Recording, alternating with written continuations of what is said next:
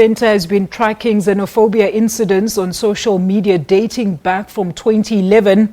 The report shows how much xenophobia attacks have risen in social media up to date, as well as the nature of the content and the chief instigators. Now, the Citizen Research Centre is an organization dedicated to investigating our societies and providing accurate, meaningful data that can be used to effect change through knowledge. We spoke to the managing director of the centre, Stuart Jones, about the research. A lot of the work that we do at the Citizen Research Centre is social media analysis based, and we try to make as much of it public as possible.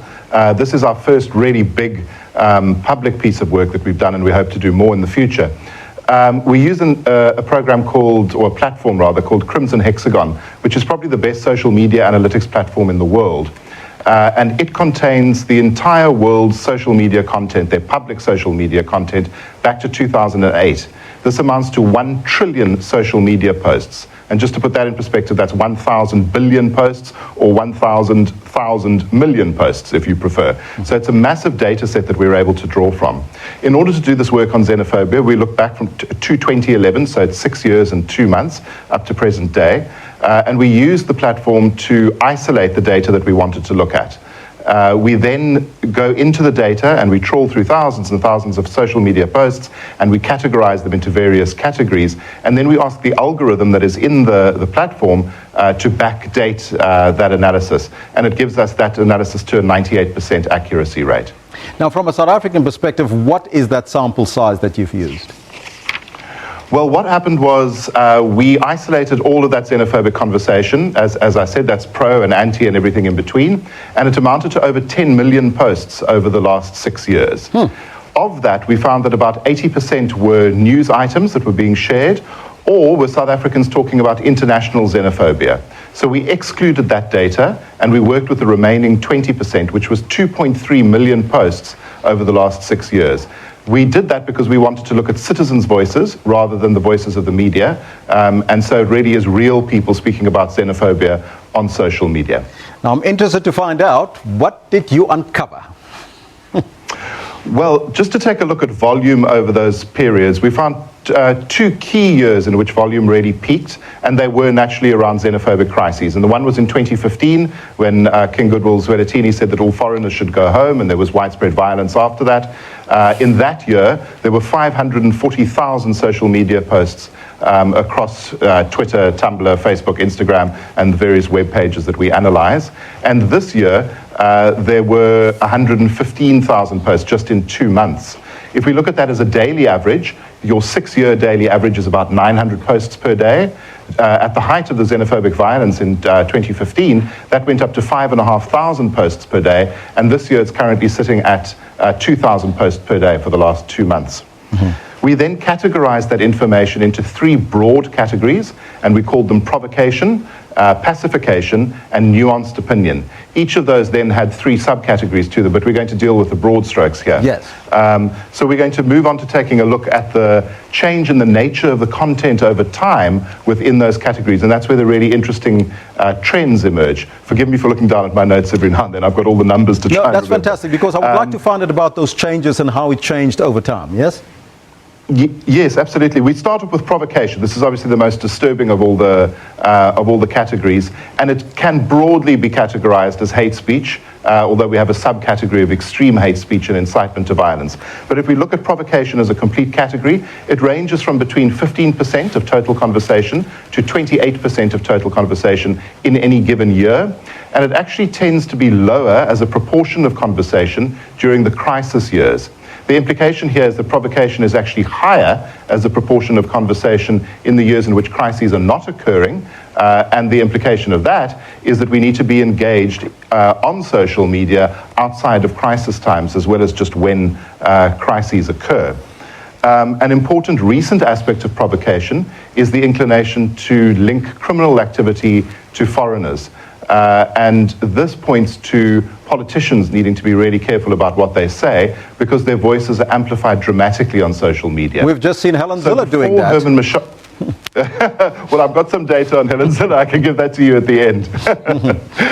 But yes, that's certainly a case in point. And the case here in point was Herman Mashaba's statements towards the end of last year and again this year, linking criminal activity to foreigners. And what we saw on social media, and this is the kind of effect that it has, is that as a proportion of total conversation, hateful speech linking foreigners to criminal activity rose from 4% of the conversation to 13% of the conversation immediately after those comments were made. So politicians do really need to be extremely careful. And then another category or subcategory within provocation that we need to look at is what we would call extreme hate speech or incitement to violence. Now, this remains quite low as a proportion of the total conversation. It ranges between 1% and 4%. But again, you're dealing with huge numbers here. So if you look at the total numbers of that, in 2015, as an example, which was the highest year, 4% of the total conversation could be characterized as extreme hate speech or incitement to violence, and that amounted to more than 21,000 posts on social media over that time. This year, we're looking at an average of about 1,100 posts over a 2-month period. So sorry, the average there is about 550 per month. So in total numbers, those really are quite concerning. Then the better news is pacification. There are strong pacification voices on social media. They range between 15 and 38%. Now, what we noted that was extremely important about pacifying voices on social media when it comes to xenophobia is that they tend to be lowest before a crisis occurs. And an example here is that in 2016, pacifying voices were at a low of 15% across all of social media, and then rose to 38% in the first 2 months of this year when a crisis occurred. And the implication again here is clear that we need to be bolstering pacifying voices in the conversation outside of periods of crisis rather than waiting for crises to occur before pacifying voices get involved in the conversation. What are the main, now I know that we're running out of time, but what are some of the, do you have any recommendations that came out at the end of the research study?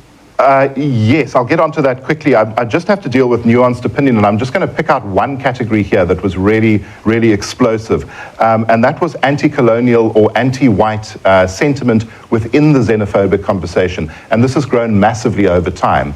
The narrative here is don't blame our African sisters and brothers, rather put the blame on the real enemy, which is colonialists or white people, effectively the same thing.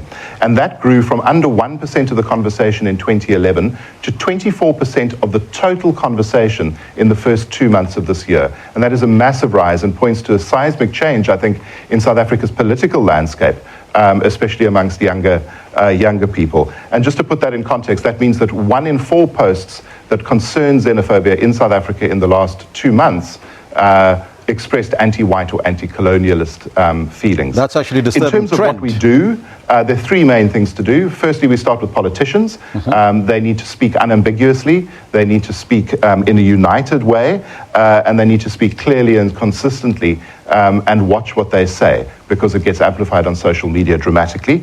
Pacifying voices need to be bolstered on an ongoing basis, and provocative voices need to be challenged.